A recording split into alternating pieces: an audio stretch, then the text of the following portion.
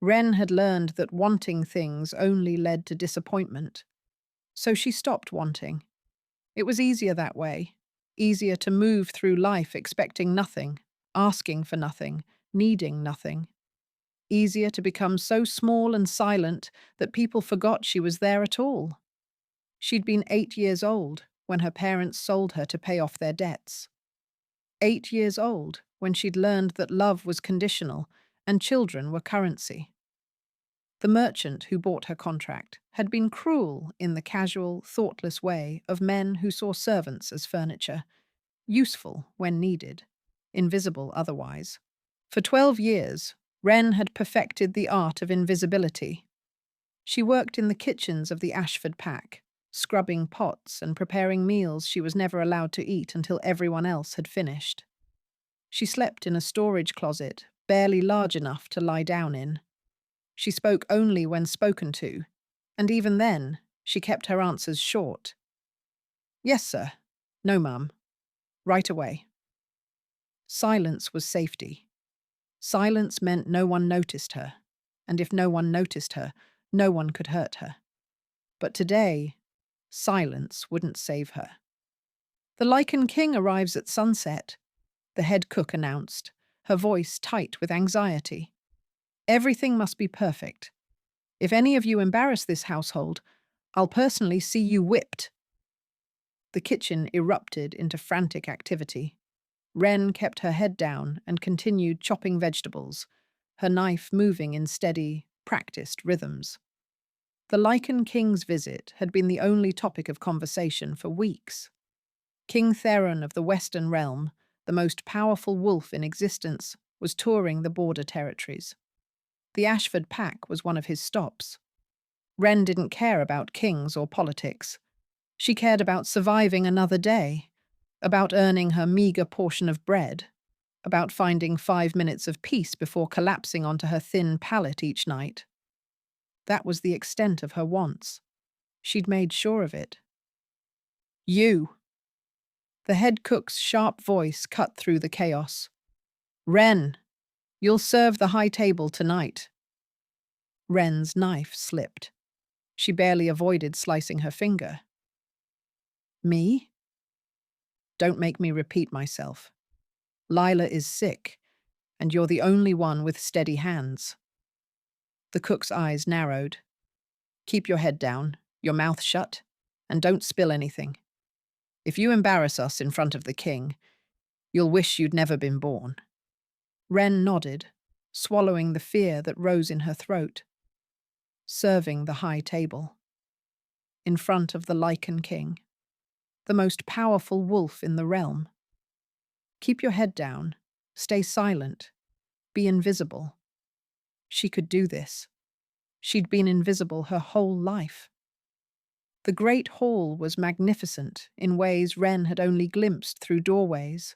Chandeliers dripping with crystals, tapestries covering every wall, a fire roaring in a hearth large enough to stand in. And at the center of it all, a long table laden with more food than Wren had seen in her entire life. She took her position along the wall with the other servers, eyes fixed on the floor, hands clasped in front of her. The nobility filed in first. The Ashford Alpha and his family, visiting dignitaries, wealthy merchants seeking favor. They laughed and preened, completely unaware of the servants standing in the shadows. Then the room fell silent. Wren didn't look up. Didn't need to. She could feel him enter, a presence so overwhelming it pressed against her skin like a physical weight. Power radiated from him in waves, ancient and vast, making her wolf cower in submission, even though she'd never been strong enough to shift. Footsteps, heavy, deliberate.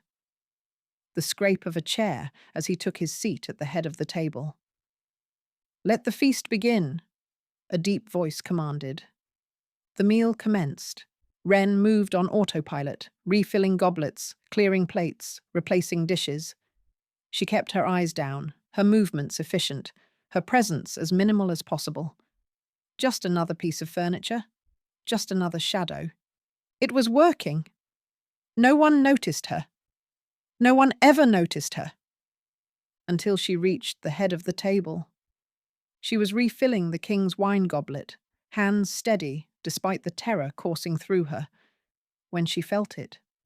A weight, a focus. Someone was looking at her, not through her, at her. She made the mistake of glancing up. The Lycan king was watching her. He was younger than she'd expected. Or perhaps ancient beings simply wore their years differently. Dark hair fell past his shoulders, framing a face that was harshly beautiful, all sharp angles and stern lines. But it was his eyes that caught her. Deep amber, like liquid gold, burning with an intensity that made her breath stutter in her chest. Those eyes were fixed on her, studying her, seeing her in ways she hadn't been seen in 12 years. Wren's hand trembled. Wine sloshed against the rim of the goblet. No, no, no, no. She righted the bottle quickly, but the damage was done. A single drop of red wine had landed on the pristine white tablecloth. The head cook would have her whipped. The alpha might do worse. She'd embarrassed the pack in front of the king, exactly as she'd been warned not to do. "I'm sorry," she whispered, the words tumbling out before she could stop them. "I'm so sorry, Your Majesty. It won't happen again. Please, I'll accept any punishment. Stop." The word wasn't loud, but it carried an authority that silenced her immediately. Wren's mouth snapped shut. Her eyes dropped back to the floor. Stupid, stupid, stupid girl. You spoke without permission. You drew attention. You... Look at me. Her body obeyed before her mind could protest. She raised her eyes to meet his, trembling like a leaf in a storm. The king's expression was unreadable. He studied her for a long moment. Her thin frame, her threadbare servant's dress, her eyes that held far too much fear for someone so young. "What is your name?" he asked. "Wren, Your Majesty." "Wren." He repeated it slowly, like he was tasting the word. "And tell me, Wren, what would you ask of me if you could ask for anything?" The question made no sense. Servants didn't ask things of kings. Servants didn't ask things of anyone. She shook her head, confusion overwhelming her fear. I don't understand, Your Majesty." "It's a simple question." His amber eyes never left hers. "If you could have anything in this world, anything at all, what would you want?" Wren's mind went blank. Want. The word felt foreign on her tongue, a language she'd forgotten how to speak. What did she want? She'd spent so long burying her desires, so long convincing herself that wanting was dangerous, that she couldn't even remember what it felt like to hope for something. "Nothing," she finally whispered. "I want nothing, Your Majesty." Something flickered in those golden eyes, something that looked almost like pain. "That," he said quietly, "is the saddest thing I've ever heard." He rose from his chair. The entire hall went silent, every eye turning to watch as the Lycan king stepped away from the high table and moved toward the trembling servant girl who had dared to spill wine on his tablecloth. Wren braced herself for the blow, for the punishment, for the cruelty she'd come to expect from powerful men. Instead, he reached out and gently lifted her chin with one finger. "You've forgotten how to want," he murmured, so softly only she could hear. "Haven't you?" Tears burned at the corners of her eyes. She didn't know why, didn't understand anything that was happening. "Yes," she breathed. "It's easier that way." "Easier?" His thumb brushed across her cheek, catching a tear she hadn't realized had fallen. But not better. He turned to face the alpha of the Ashford pack, who had risen from his seat with barely concealed panic. "This woman," the king announced, his voice carrying to every corner of the hall. "What is her status in your household?" She's a debt servant, Your Majesty, bound until her contract is fulfilled." "How much is owed?" The alpha stammered out a number. To Wren, it might as well have been a fortune. A lifetime of scrubbing pots would never pay it off. To the king, it was apparently nothing. "I'll pay it. Triple." His hand found Wren's, his fingers warm against her cold skin. "She's coming with me." The hall erupted in whispers. Wren stood frozen, unable to process what was happening. This couldn't be real. Things like this didn't happen to girls like her. Kings didn't notice servants. They certainly didn't pay their debts and claim them in front of entire courts. "Your Majesty," she managed, her voice barely audible. "I don't understand. Why would you—" "Because you're my mate." He said it simply, like it was the most obvious thing in the world. "And because someone needs to teach you how to want again." He hadn't let go of her hand. His grip was gentle but certain, like he had no intention of ever letting her go. And for the first time in 12 years, Wren felt something stir in her chest. Something dangerous. Something that felt terrifyingly like hope. The king's carriage was larger than Wren's storage closet, larger than any room she'd ever slept in, actually. Velvet cushions lined the seats. Fur blankets lay folded in the corner. A small lantern cast warm, golden light across the interior. Wren sat pressed against the far wall, making herself as small as possible. Old habits. King Theron sat across from her, watching. He'd been watching her since they left the Ashford estate. Not with hunger or cruelty, but with something she couldn't name. Curiosity, maybe. Or concern. She didn't trust either. "You haven't spoken since we left," he said. Wren kept her eyes on her hands, folded tightly in her lap. "You didn't ask me to speak, Your Majesty." "I'm asking now." She didn't know what to say, didn't know what he wanted from her. In her experience, powerful men always wanted something, and when they didn't get it, they took it anyway. "I don't understand what's happening," she finally admitted. "You said I'm your mate. But that's not possible." "Why not?" "Because I'm no one." The words came out flat, rehearsed. She'd said them to herself so many times they'd become truth. "I'm a debt servant. I can't even shift. My wolf is too weak. I have nothing to offer a king." "You have yourself."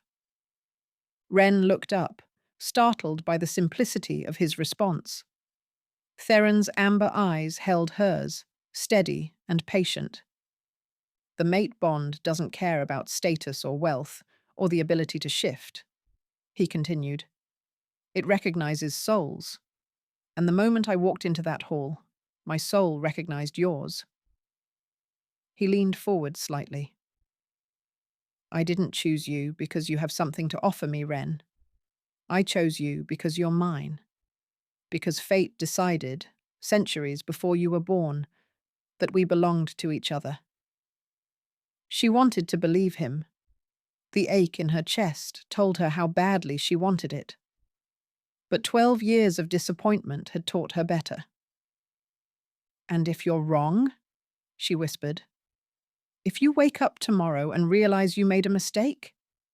"I won't." "But if you do?" He studied her for a long moment. "Then I will provide for you. A home, an income, freedom to live as you choose.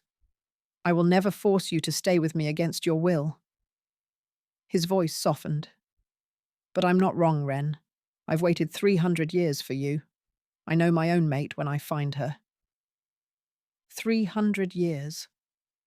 The number was incomprehensible. He'd been alive for 3 centuries, and somehow fate had matched him with a servant girl who couldn't even afford shoes without holes. The carriage rolled on through the night. At some point, exhaustion overtook her fear, and Wren's eyes began to droop. She fought it.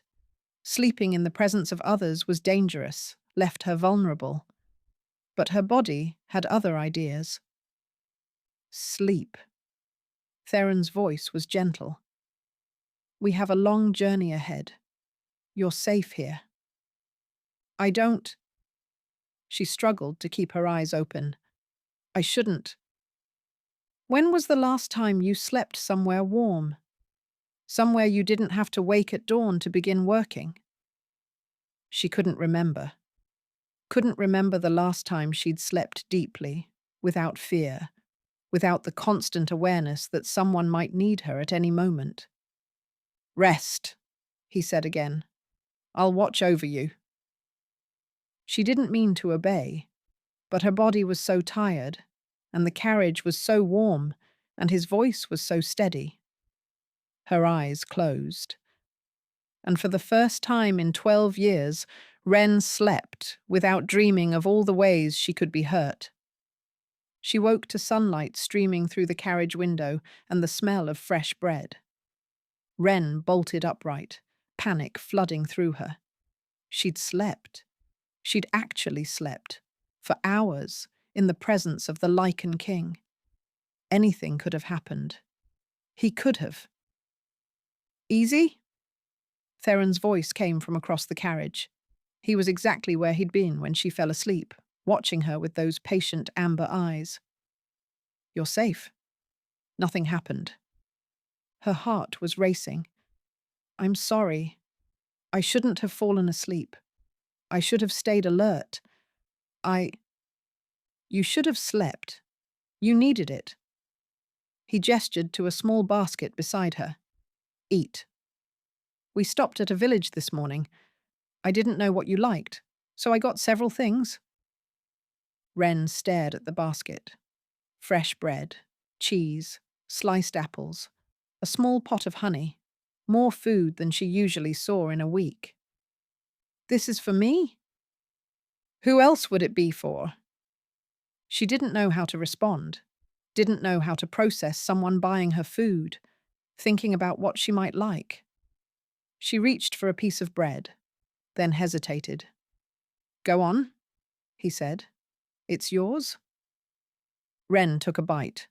The bread was still warm, soft, and fresh, in a way the stale crusts she usually ate never were. Tears pricked at her eyes, and she blinked them back furiously. It's just bread. Don't be pathetic. Tell me something about yourself, Theron said. She swallowed her bite, confused. What do you want to know? Anything. Something you've never told anyone. The request was so strange that it took her a moment to process it. No one had ever asked her about herself. No one had ever cared enough to wonder who she was beyond the servant's dress and the downcast eyes. I used to sing, she heard herself say, when I was little. Before everything. My mother said I had a beautiful voice. The memory surfaced unbidden, sitting on her mother's lap, singing songs about birds and flowers and faraway places, back when she still believed the world could be kind. And now? Theron asked. Now I don't sing anymore. I don't do anything that draws attention. She looked down at her hands. It's safer that way. Safer. He repeated the word like it tasted bitter. You've built your entire life around being safe, around being invisible, around wanting nothing so that nothing can be taken from you. It wasn't a question, but she nodded anyway. What if I told you, he said slowly, that you never have to be invisible again, that you can want things, food, comfort, joy, a voice to sing with, and no one will punish you for it. Wren's throat tightened. I would say that sounds like a fairy tale. Then let me make it true. He leaned forward, his amber eyes intense. I'm not asking you to love me, Wren. I'm not asking you to trust me. I know those things have to be earned. But I am asking you to let me try. To let me show you what it feels like to be cared for. To be seen. To be wanted. She thought of the bread in her hands, the warm carriage, the hours of peaceful sleep. Such small things, and yet they felt enormous. Why does it matter to you? She asked. Whether I'm happy? Something shifted in his expression, something raw and honest. Because your happiness is my happiness now. That's what the bond means. His voice dropped. And because I've been alive for 300 years, and I've never wanted anything the way I want to see you smile. Wren didn't know what to say, didn't know how to respond to someone who seemed to genuinely care whether she was okay, so she did the only thing she could think of. She took another bite of bread. It wasn't trust, it wasn't belief, but it was a beginning. And when Theron smiled at her, small, warm, like she'd given him a gift, something in her chest shifted.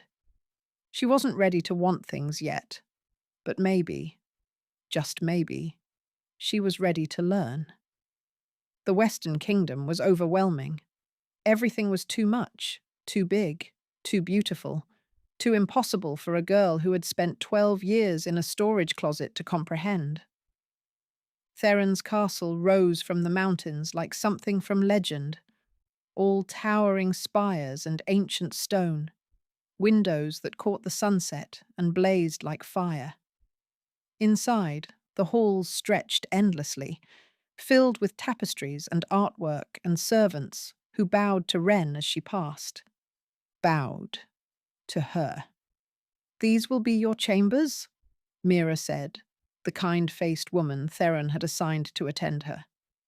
She opened a set of carved wooden doors to reveal a room that stole Wren's breath.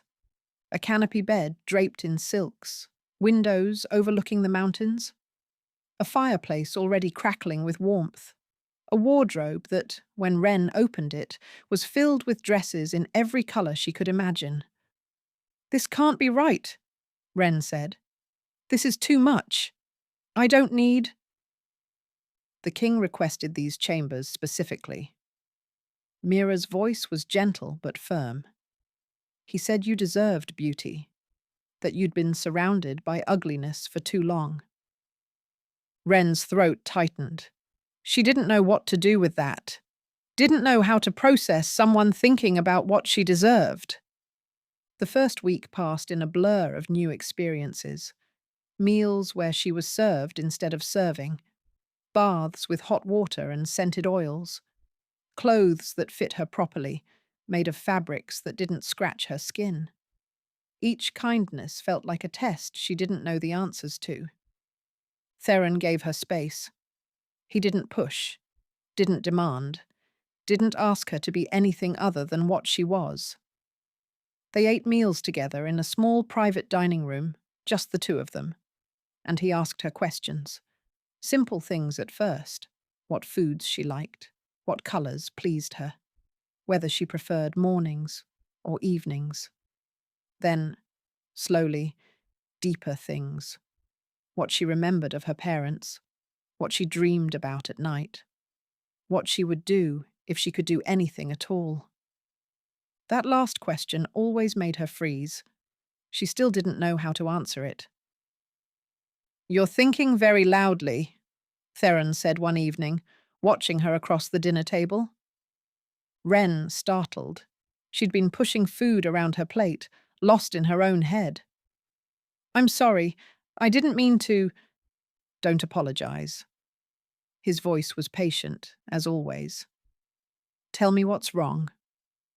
"Nothing's wrong. Everything was wrong. Everything was too good, too kind, too much like a dream she would inevitably wake from. I keep waiting." Waiting for what? For it to stop. The words escaped before she could catch them. For you to realize you made a mistake. For the kindness to run out. For someone to tell me this was all a joke and send me back to the kitchens. Theron set down his fork. His amber eyes held hers, steady and sad. That's not going to happen, he said. You can't know that. I can, because I know myself. He rose from his chair and moved around the table, crouching beside her so they were at eye level. Wren, I have lived for 300 years. I have ruled kingdoms, fought wars, watched empires rise and fall.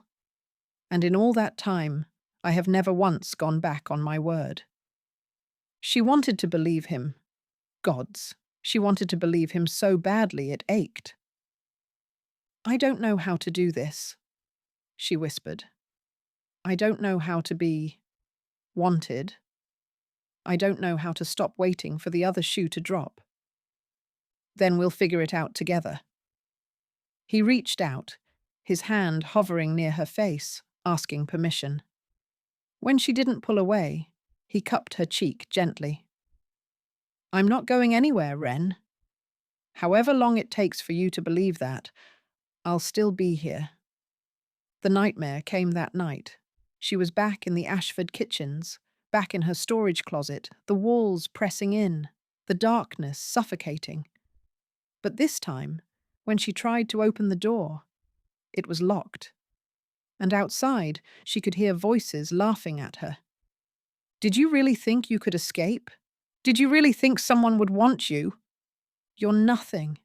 You've always been nothing. You'll die nothing. She woke, screaming. The door burst open. Theron was there in an instant, crossing the room in 3 strides, gathering her into his arms before she could even process what was happening. You're safe, he said, his voice rough with sleep and worry. You're safe. I'm here. You're safe. Wren couldn't stop shaking, couldn't stop crying. 12 years of buried fear and pain came flooding out, and she had no way to hold it back.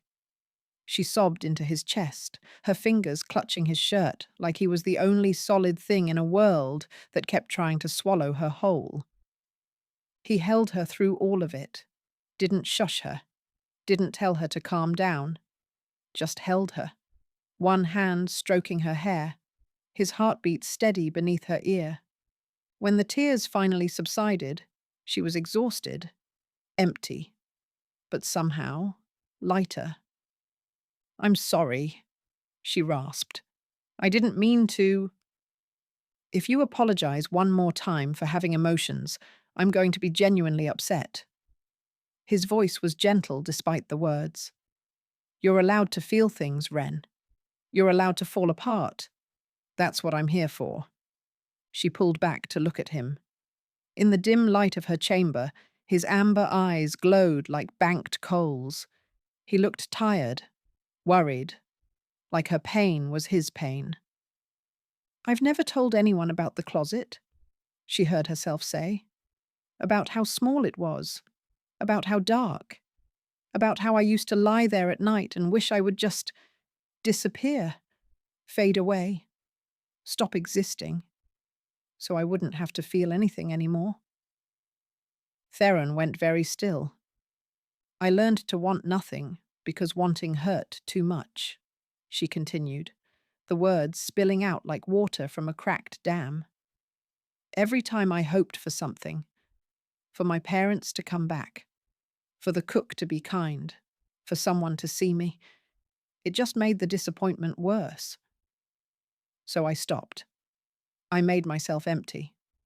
I made myself nothing, because nothing can't be hurt. Wren. His voice cracked on her name. But then you came. Tears were streaming down her face again, but she couldn't stop. You came, and you looked at me, and you asked me what I wanted. And I didn't know how to answer, because I'd forgotten. I'd forgotten that wanting was even possible. He pulled her close again, his arms tight around her, his face buried in her hair. "You are not nothing," he said fiercely. "You have never been nothing. You are brave and resilient, and so incredibly strong. And the fact that you survived what you survived without breaking is a miracle." His voice dropped. "You didn't deserve any of it, Ren. Not the closet, not the darkness, not a single moment of being made to feel invisible." "Then why did it happen?" The question came out broken. If I didn't deserve it, why? Because the world is cruel to gentle things, because people with power often abuse it, because your parents were weak and the people who bought you were monsters. He pulled back, cupping her face in both hands, forcing her to meet his eyes. But none of that was your fault, and none of it defines your worth. "I don't know what my worth is," she admitted. "Then let me tell you." His thumbs brushed away her tears. "You are precious. You are wanted. You are the mate of a king who would burn the world to ashes before he let anyone hurt you again." His forehead touched hers. "You asked me once why your happiness matters to me. This is why. Because you've spent 20 years being told you're worthless, and I want to spend the rest of my life proving that every single person who made you believe that was wrong." Ren's breath caught. She was so close to him, close enough to feel his warmth, to count the flecks of gold in his amber eyes, to see the way his gaze dropped to her lips and back up again. "Theron," she whispered, "I want to kiss you." His voice was rough, strained. "I have wanted to kiss you since the moment I first saw you. But I won't. Not until you want it too. Not until you can tell me what you want without flinching. What do you want?" The question he'd asked her that first night. The question she still didn't know how to answer.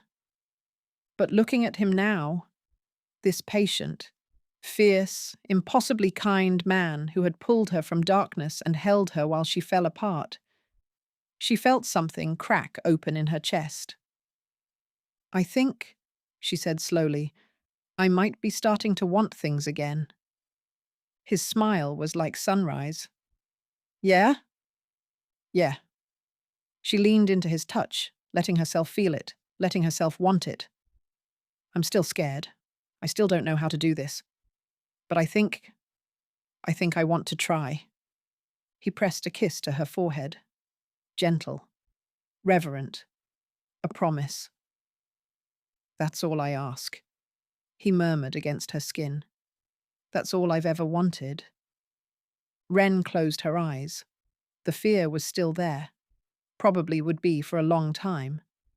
But beneath it, something new was growing, something warm and bright and terrifying.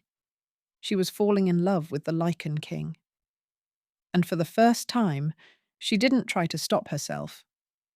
3 weeks after arriving at the Western Kingdom, Ren's past came knocking. She was in the castle library, a room she'd discovered by accident and fallen in love with immediately. Thousands of books lined the walls, more than she'd ever seen in her life. Theron had found her there one afternoon, running her fingers along the spines with something like wonder, and had immediately arranged for a tutor. "Everyone should know how to read," he'd said simply. "Especially my queen." Queen. The word still made her flinch, but she was learning, slowly, painfully. Letter by letter and word by word, she was learning. She was practicing her letters when Mira appeared in the doorway, her kind face creased with concern. "My lady, there are visitors at the gate. They're asking to see you." Ren's quill stilled. "Visitors? For me?" "They claim to be your parents." The world tilted. Her parents. The people who had sold her for a handful of coins when she was 8 years old. The people who had looked at their daughter and seen nothing but a way to clear their debts. They were here. "My lady." Mira's voice was gentle. You don't have to see them. The king has made it clear that no one enters these walls without your permission. Wren's hands were shaking. She set down the quill before she could spill ink everywhere. Where is Theron? In council. I can send for him. No. The word came out stronger than she expected. No. I'll see them myself.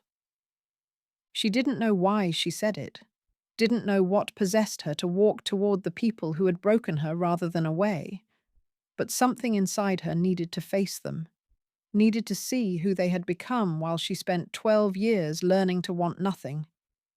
They waited in the great hall, a man and woman who looked older than Wren remembered, worn down by hard years. Her father's hair had gone grey. Her mother's face was lined with wrinkles that spoke of worry and hardship. They looked up when she entered, and for a moment, no one spoke. Wren. Her mother's voice cracked. Look at you. Look how beautiful you've become. Beautiful. They thought she was beautiful now, in her fine dress with her hair brushed and her skin no longer grey from hunger. They hadn't thought she was beautiful when they'd handed her over to a stranger. Why are you here? Wren's voice came out flat, empty, the voice of the girl she used to be. We heard what happened, her father said, stepping forward. The whole realm is talking about it. The Lycan king's mate, a servant girl from Ashford. Our daughter? His eyes gleamed with something that looked like pride or greed. We had to come see for ourselves. You came to see me. Wren repeated the words slowly, tasting the bitterness of them. After 12 years of silence, after selling me like livestock, now you want to see me? Her mother flinched. We had no choice, Wren. The debts were crushing us. We thought you'd have a better life, that someone would take care of you. A better life. Wren laughed, and the sound was hollow. I slept in a closet. I ate scraps. I was whipped for speaking out of turn. I spent 12 years being told I was worthless, that I was nothing, that no one would ever want me. Her voice rose. Is that the better life you imagined for me? We didn't know. You didn't want to know. Wren's hands were shaking, but her voice held steady. You wanted the coins, and you wanted to forget you ever had a daughter who got in the way. Silence fell. Her mother was crying. Her father's jaw was tight, his eyes darting around the great hall, taking in the wealth, the luxury, the evidence of just how far his daughter had risen. We made a mistake, he finally said. We know that now. But surely you can find it in your heart to forgive us. We're your family, Wren. Blood is blood. Family doesn't sell each other. Wren's voice was quiet. Family doesn't abandon an 8-year-old girl and forget she exists. We can make it right. Her father stepped closer, his expression shifting to something almost pleading. You're going to be queen. You have power now. Resources. You could help us. Set us up somewhere comfortable. We could be a family again. And there it was. The real reason they'd come. Not to apologize. Not to reconnect. But to benefit from the daughter they'd discarded. Something inside Wren went cold. Leave. Her father blinked. What? I said leave. Her voice didn't waver. You are not my family. You gave up that right the day you sold me, and I will not spend another moment of my life trying to earn love from people who never deserved mine. Wren, please. Her mother reached for her. Don't touch me. Wren stepped back, her whole body trembling. You don't get to touch me. You don't get to call me beautiful or act like you're proud. You don't get anything from me. Not forgiveness, not money, Not a single moment of my time. You ungrateful, her father started. Enough. The voice came from behind her, deep, commanding, crackling with barely restrained fury. Theron stood in the doorway of the great hall. His amber eyes were blazing, fixed on Wren's parents with an expression that promised violence. You will leave my kingdom, he said, each word deliberate. You will never contact my mate again, and if I hear that you have spoken of her to anyone, if you try to profit from her name or her position, I will find you, and I will make you regret the day you were born. Wren's father went pale. Her mother was openly sobbing now, clutching at her husband's arm. Please, her mother begged. She's our daughter. She is my mate. Theron moved to stand beside Wren, his hand finding hers. And you lost the right to call her daughter 12 years ago. He gestured to the guards. Escort them out. See that they're given enough supplies to reach the border. After that, they're on their own. The guards moved forward. Wren watched as her parents were led away, her mother still crying, her father casting furious glances over his shoulder. She watched until they disappeared through the doors. Then she broke. The tears came without warning, and suddenly she was sobbing, years of buried pain pouring out of her like a dam had burst. Theron caught her before her knees buckled, pulling her against his chest, holding her up when she couldn't hold herself. I'm sorry, she gasped. I'm sorry. I don't know why I'm crying. They don't deserve my tears. You're crying because you're human. His voice was rough against her hair. Because some part of you hoped they would be different. Because grief doesn't follow logic. She clung to him, letting herself fall apart in his arms, letting herself be weak because she finally had someone strong enough to hold her together. When the storm passed, she pulled back to look at him. His amber eyes were soft with concern, his thumb tracing gentle circles on her back. Thank you, she whispered, for coming, for protecting me. I will always protect you. He cupped her face in his hands. I will always choose you, every day, for the rest of my very long life. Something shifted in Wren's chest. Something that had been locked away for 20 years finally cracked open. Theron. Yes. I know what I want. His breath caught. Tell me. I want to stay here, with you. Not because I have nowhere else to go, but because I choose this. I choose you. Her voice trembled, but she didn't stop. I want to be your queen. I want to be your mate. I want to learn how to want things again, and I want to do it with you beside me. His eyes blazed. Wren, I love you. The words came out in a rush, desperate and true. I know I'm broken.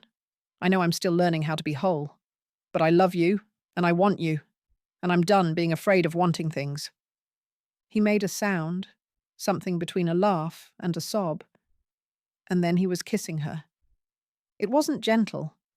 It was fierce and desperate, and full of 300 years of loneliness meeting 20 years of emptiness.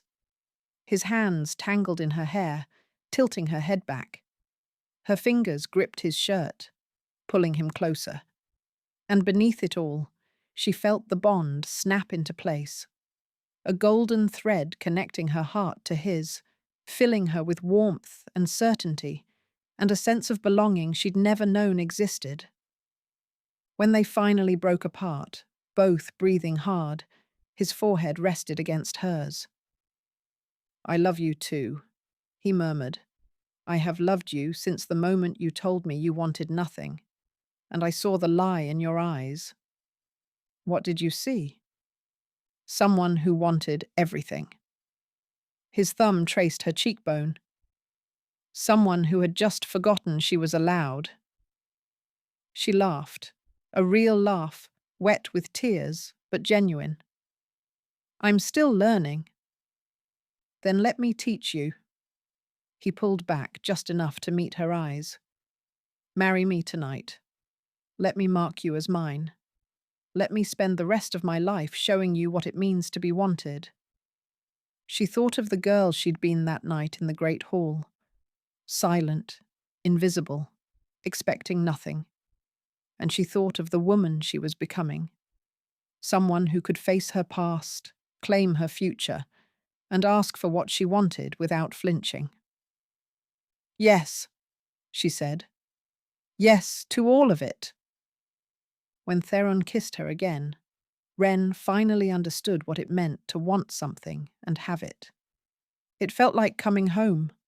1 year later, Queen Wren stood before the great hall of the Western Kingdom and sang. Her voice rose through the rafters, clear and sweet, filling every corner of the room. It was an old song, one her mother had taught her before everything fell apart, about a bird who flew through storms to find its way home. She'd thought she'd forgotten it, but some things, it turned out, lived in your bones even when you tried to bury them. The hall was packed with nobility from across the realm, gathered to celebrate the first anniversary of King Theron's bonding. A year ago, they'd whispered behind their hands about the servant girl who'd somehow caught the king's attention. A year ago, they'd placed bets on how long before he tired of her. Now they sat in reverent silence, tears streaming down more than a few faces, as their queen reminded them why underestimating the quiet ones was always a mistake. When the last note faded, the applause was thunderous. Wren smiled, really smiled, the kind that reached her eyes, and descended from the small stage Theron had built for her. He'd commissioned it 3 months ago, after he'd caught her humming in the garden and demanded she sing for him properly. You have a gift, he'd said. It deserves to be heard. She'd protested, old habits, but he'd been patient, as always, and eventually she'd started singing again. First just for him, then for Mira and the household staff, and now, tonight, for the entire realm. Theron met her at the bottom of the steps, his amber eyes glowing with pride. That was beautiful, he said, pulling her close. You're beautiful. You're biased. Hopelessly. He kissed her forehead, heedless of the watching crowd. But also correct. The celebration continued around them. Music, dancing, food that Wren still marveled at even after a year of abundance. She'd gained weight in the past 12 months. Healthy weight, Mira called it. The kind that came from regular meals and restful sleep and the absence of constant fear. She barely recognized herself in mirrors anymore, and she meant that in the best possible way. My queen. A servant appeared at her elbow, one of the new girls Wren had personally hired from the debt markets. She made a point of buying contracts now, then immediately voiding them. No one in her household would ever feel the way she'd felt. There's someone at the gate requesting an audience. Wren's brow furrowed. Tonight? Who would... She says her name is Mrs. Ashford, the former head cook of the Ashford pack. The world tilted, just for a moment. Then Wren steadied herself. The head cook. The woman who'd threatened to have her whipped.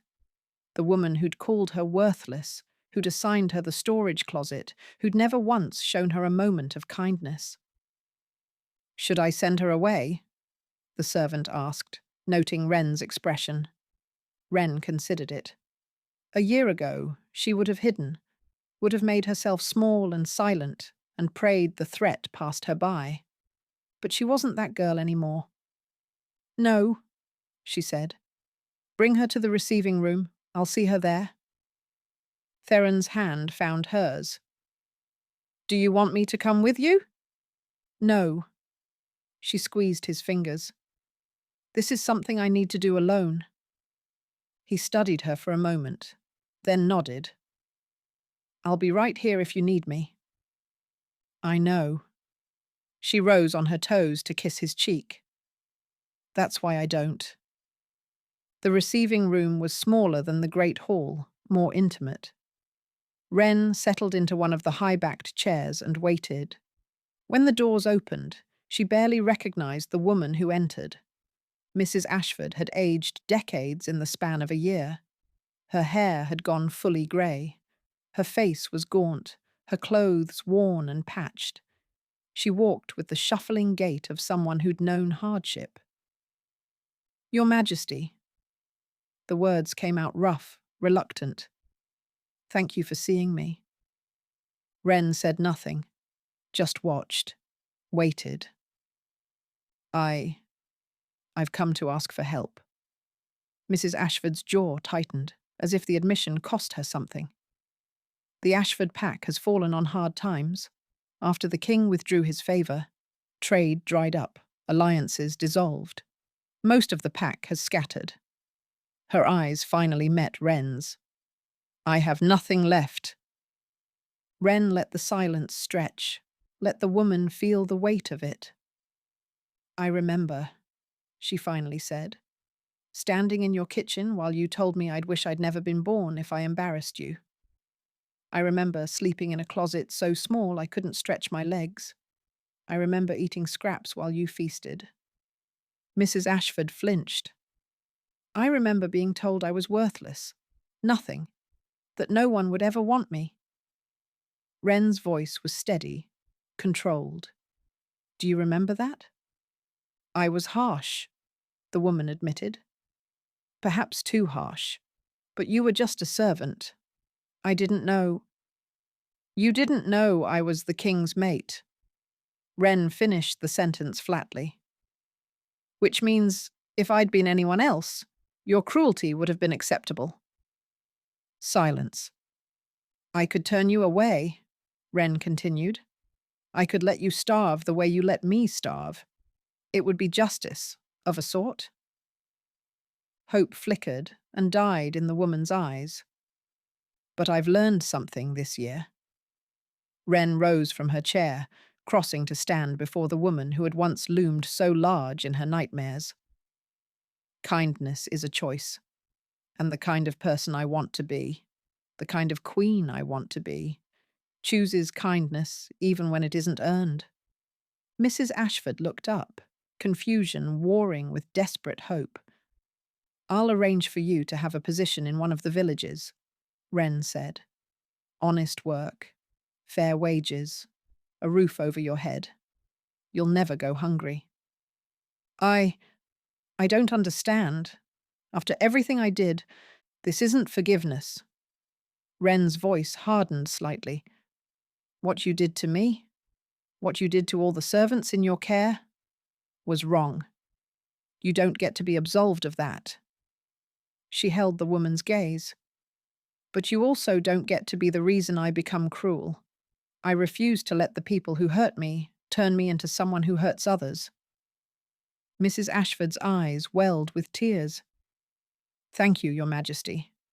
I don't deserve— No, you don't. Wren turned away. But I've spent too much of my life believing I didn't deserve good things either. And I was wrong about that. So perhaps we're both capable of being more than our worst moments.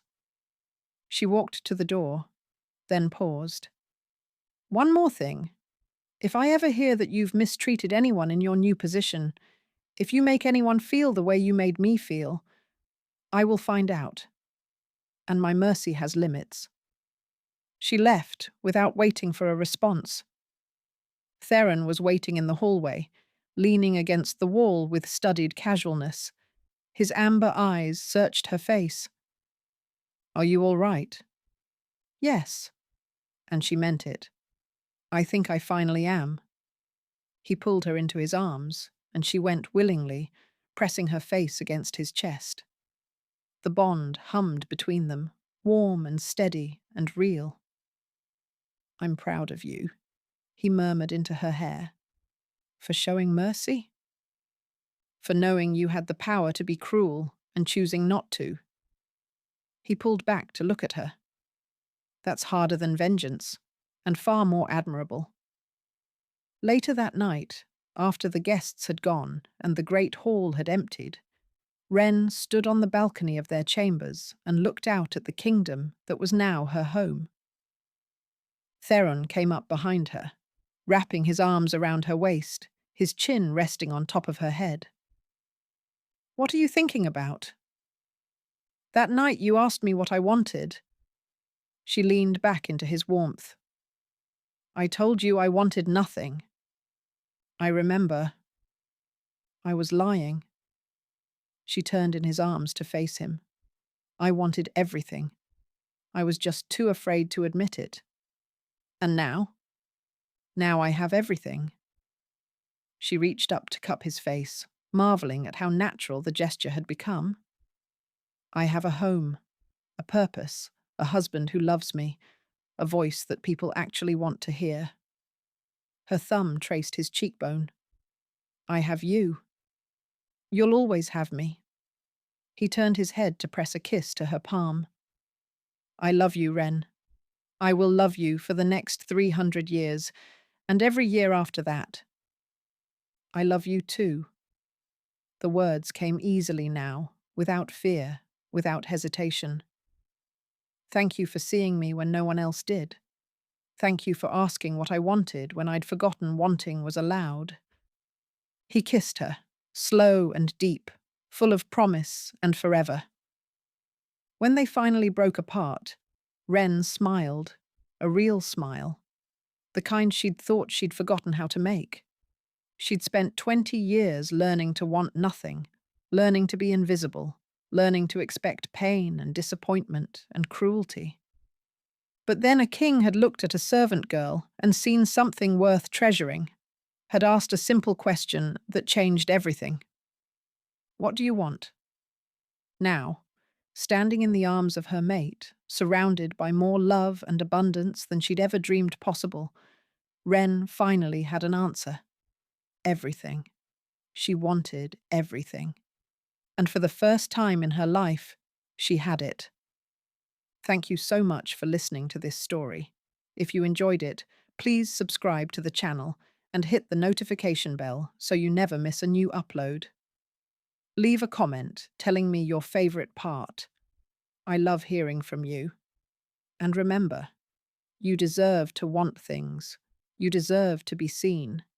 You deserve everything.